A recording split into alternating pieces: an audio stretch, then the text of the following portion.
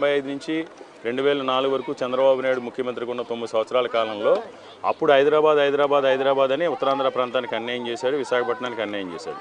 2004లో రాజశేఖర రెడ్డి గారు వచ్చిన తర్వాత పెద్ద ఎత్తున పెట్టుబడులు తీసుకొచ్చి ఈ ప్రాంతంలో ఫార్మసీస్ అభివృద్ధి చేసింది, ఎస్సీజెడ్ తీసుకొచ్చింది, వీకేపీసీపీఆర్ తీసుకొచ్చింది, మన హెల్త్ సిటీ తీసుకొచ్చింది, ఇక్కడ విప్రో అప్పుడు సత్యం, ఇప్పుడు టెక్ మహేంద్ర, విప్రో పల్సెస్ తీసుకొచ్చింది, బీహెచ్పీ అండ్ బీహెచ్లు విలీనం చేసింది రాజశేఖర రెడ్డి గారే. ఆయన చనిపోవడం, మళ్ళీ తర్వాత రాష్ట్రం విడిపోయిన తర్వాత మళ్ళీ తెలుగుదేశం పార్టీ అధికారంలోకి వచ్చింది.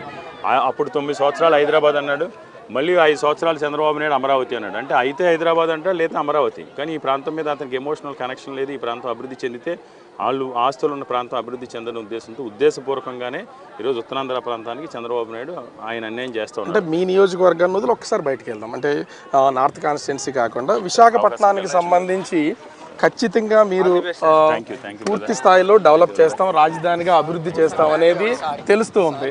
సో మరి ఏ విధంగా అసలు దీన్ని ఎలా చెప్తారు మీరు? అసలు అంటే ముఖ్యంగా చూస్తే రాజధానికి అభివృద్ధి చేస్తాం, ఇదే పరిపాలనా రాజధాని అని ఒక పక్కన సీఎం చెప్తే, రాజధానికి కావాల్సింది ఏంటి? రాజధానికి మెట్రోపాలిటన్ కల్చర్ కావాలి, మంచి కనెక్టివిటీ కావాలి. వైజాగ్కి ఎయిర్ కనెక్టివిటీ ఉంది, సీ కనెక్టివిటీ ఉంది, హైవే కనెక్టివిటీ ఉంది, రైల్ కనెక్టివిటీ ఉంది. గ్లోబల్గా ప్రపంచ పటంలో వైజాగ్ ఉన్న అడ్వాంటేజ్ ప్రపంచంలో ఏ ప్రాంతం నుంచి అయినా త్వరితగతిన చేరుకోవాలి. అన్ని రవాణా మార్గాలు కూడా విశాఖపట్నానికి ఉన్నాయి. 100% ఇప్పుడు వైజాగ్ అనేది సూటబుల్. ఈరోజు అమరావతి చూసుకుంటే ఒక గేటెడ్ కమ్యూనిటీ ఎలా ఉంటుందో, గేటెడ్ కమ్యూనిటీలు ఏముంటాయి, ఎవరిని రానివ్వరు. గేటెడ్ కమ్యూనిటీలో ఒక కల్చర్ ఉంటుంది. గేటెడ్ కమ్యూనిటీ అపార్ట్మెంట్ కట్టుకుంటే ఎలా ఉంటుందో అమరావతి రాజధాని కూడా అలాంటిదే. ఏదో పక్కకి తీసుకెళ్ళి ఒక గేటెడ్ కమ్యూనిటీ లాగా అమరావతిని చేస్తున్నారు. అమరావతి ప్రజల రాజధాని కాదు, పెత్తందారుల రాజధాని అవుద్ది. విశాఖపట్నం ప్రజల రాజధాని అవుతుంది.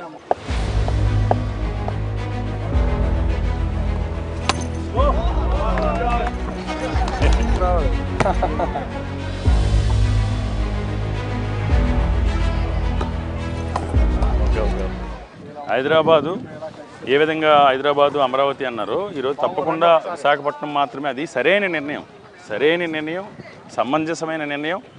విశాఖపట్నం పరిపాలనా రాజధాని ఈరోజు ఉత్తరాంధ్ర ప్రాంత వాసులందరూ కూడా ఉత్తరాంధ్ర పరిపాలనా రాజధాని కోసం ఎదురు చూస్తూ ఉన్నారు.